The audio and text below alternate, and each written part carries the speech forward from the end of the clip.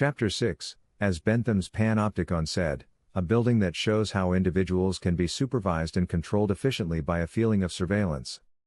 Towards the end of the 17th century, the plague was ravaging Europe. Any town that suspected the pestilence had come knocking went into lockdown. For reasons of safety, having discipline was essential. To begin with, every family was ordered, on pain of death, to stay home.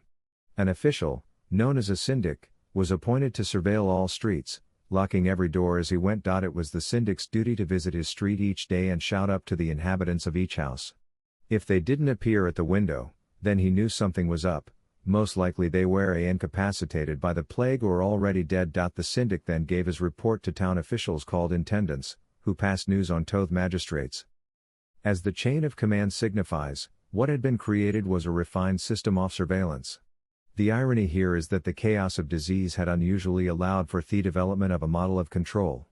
Moreover, it was a paradigm that went on to inspire some of these towns' inhabitants, who themselves later became politicians. They dreamed of creating a perfectly disciplined and governed society. There is a common feature present in manufactured, disciplined societies of this type, a feeling of being permanently surveilled. We can see what this might have looked like in architectural form in the 18th century panopticon, a thought experiment the English philosopher Jeremy Bentham finalized in 1787. The panopticon is a donut-shaped building. At its center stands a tower. Its windows face outward, toward the donut's inner surface.